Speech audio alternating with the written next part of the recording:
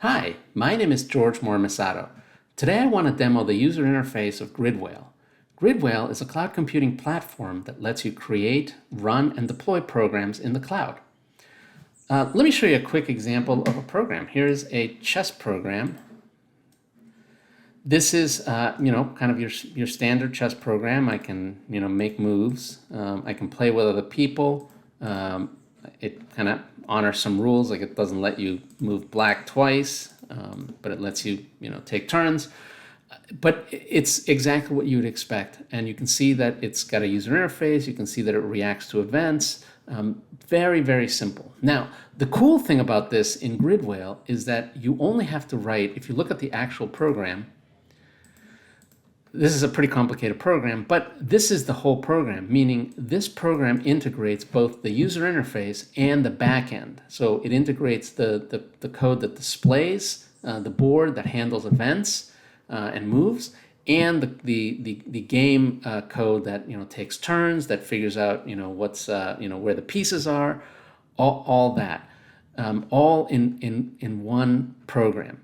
If you were to try to do this in a traditional web app technologies, you'd actually have to write two different programs, right? You'd have to create this front end, this like probably JavaScript based front end that draws the board, that figures things, responds to events, and then you'd create this custom API that connects to some server piece of code, and the server piece of code is the piece that would have the state of the board, that would know what the current state of the board is, that makes sure that it had only legal moves, and there'd be communication between these two pieces. So you as a developer, if you were to do this in traditional technologies, would have to worry about these two programs interacting together.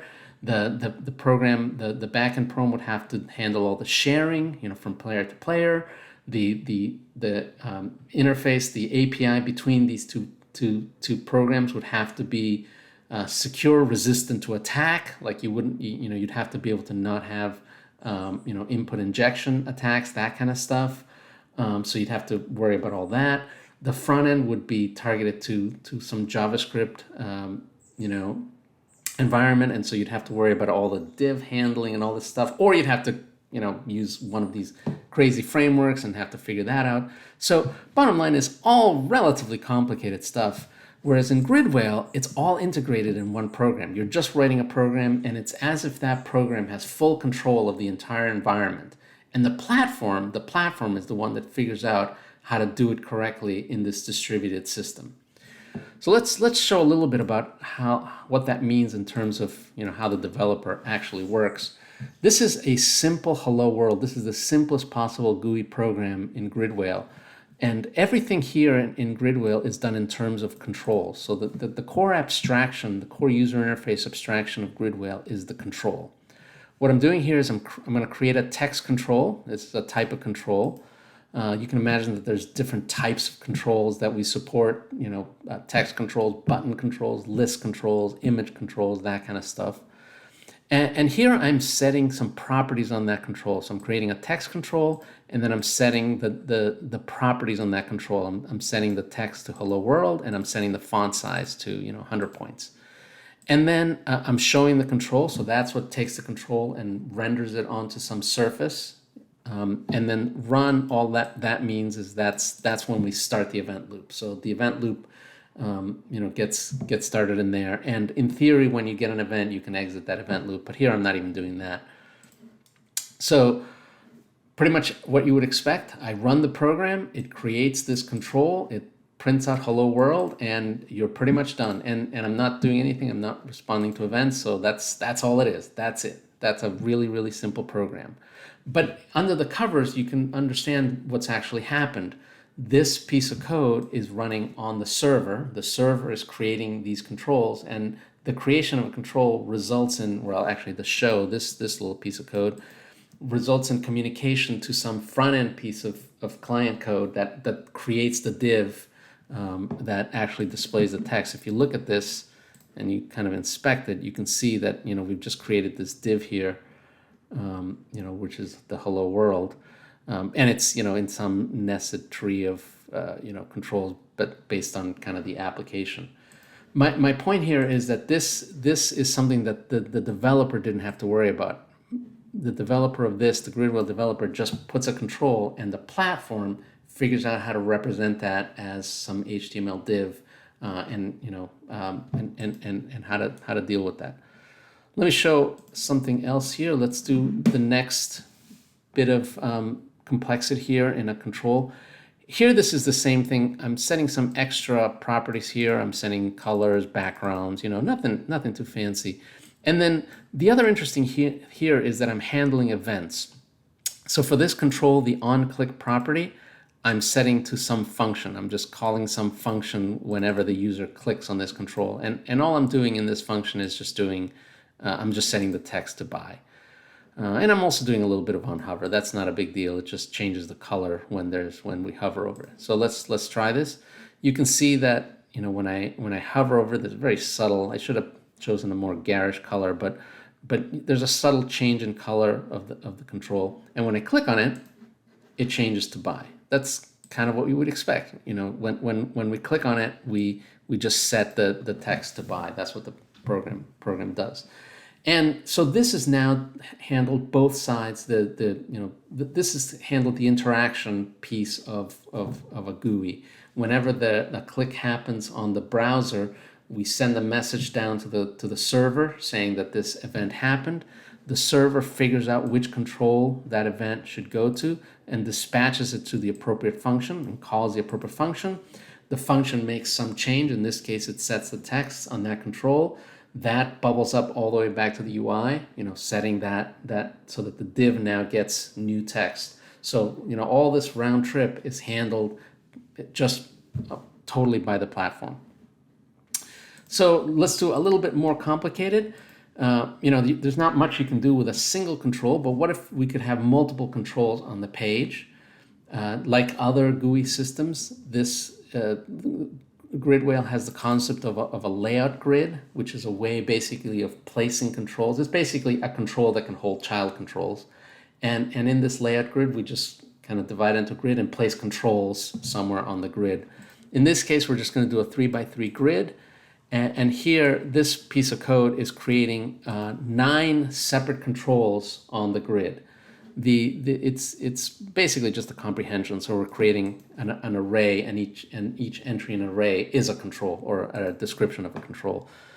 But the inner code is pretty much the same as the other ones, right? We're creating a text control. We're setting the properties.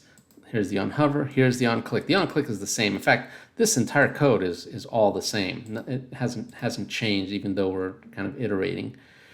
And then this little bit is just the piece of code that places each control in a different row or column based on, we're iterating. This I is going to go from 0 to 8, and so we're just placing it in a different column based on which control. So let's show it. This is exactly what you would expect. We've got 9 controls. When I hover over, you can see that the text, the background changes a little bit. I'm going to click, and you can see the control changes as appropriate, exactly what you would expect. So, with just a little bit of code, we've got both pieces. We've got displaying a control, displaying some text, and we've got handling events. You could build pretty much any app. Those little primitive pieces, you can build almost any app using just those 2 things. And indeed, let me just show you some of the kinds of apps we can do. I'm going to show you a drawing pad app. This is a very simple application that consists of 3 controls. This this big control here is a canvas control that you can draw on. These are list box controls that let you select a color. We'll do red, and then this is another list box control that lets you select line width. And when I draw, sure enough, I'm doing dots because that's what I've programmed it for right now. You can see that I've done dots here, but I can change that to lines. And now we should have lines. There we go. There we go. So this is just a pretty standard program. It's a little bit, you can see it's longer, much longer than kind of the basic ones, but still not very long. In this piece of code, I create the color picker control. I just fill it with some colors, and then create it. It's a list box control, set some properties, that's it. Here I create the line width control where, again, I just fill it with some line widths. And here I create the canvas control. So I create a canvas control, I set some properties, in this case the drag mode, and I set the on drag function. So just like the on click function, this has an on drag function that gets a set of lines. A set of points for the drag path. And then when I get that drag path, I either draw a line or dots. I just kind of comment it out to show one or the other. But I can draw lines for the path. And drawing a line is pretty simple. You just get the path and you just do a move to line to, along the path. But I could do whatever else. This is all under control of the program. So that when I'm doing dots, I can do dots. But when I do lines, I can do lines. I can do whatever I want with that path. It's the program that's in control. And the only other piece is just laying that out. I lay out the canvas control, the color picker, and the line width control, and I just that's it, and everything else is just no different. Here's another one that I want to show off. This is a simple movie database. This is more just a basic CRUD database where I can just enter some records. I can I can change any of these. Let me show you for this one. I think I've got a sample. Yeah. This movie, I haven't yet defined the title, so I'm gonna just drag and drop that and then save it, and it updates. So that demonstrates how this image control handles drag and drop events. And again, all this is pretty much handled for you. What happens is there is a I'll show you the code.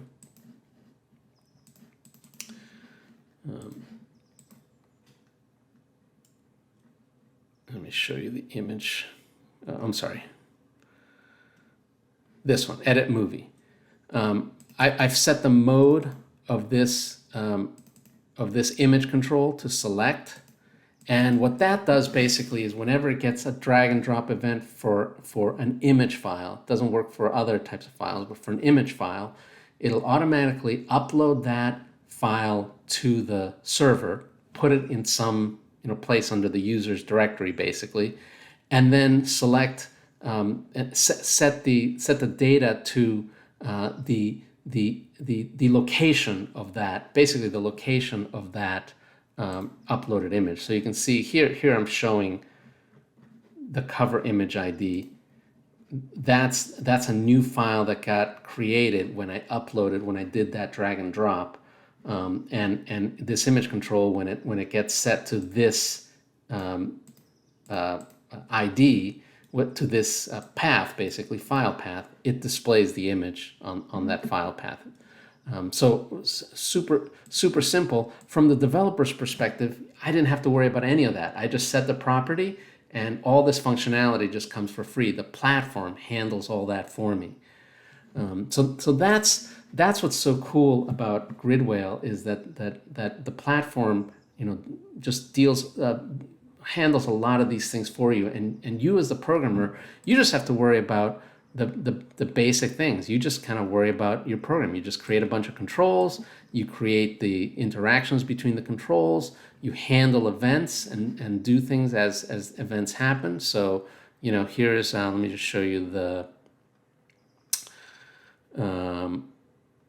on selection change. So here's an on selection change. Really simple. I just change the command bar and change the preview. If you look at what that does, the preview, all it does is it just resets some controls. It sets the cover image, the title, the genre, the movie summary, and that just updates everything else. So all these things are really, really easy for the developer to do, and you can do some pretty sophisticated apps, just with those simple primitives. So that's it for GridWhale user interface. That's kind of how you're going to build apps in GridWhale. Over time, we're going to develop more and more interesting controls. Right now we only have a few, list box, button, text, that kind of stuff. But over time, we're going to develop more and more sophisticated controls, calendar controls, 3D controls, animation controls, video controls, all that stuff. I mean, we can just keep on adding. But they'll all be accessible to the programmer in the same way, and you'll just be able to set the properties and connect them to data sources and all that, and everything else will just work. That's what's cool about some of this stuff, is that with just those simple abstractions, you can create some pretty sophisticated programs.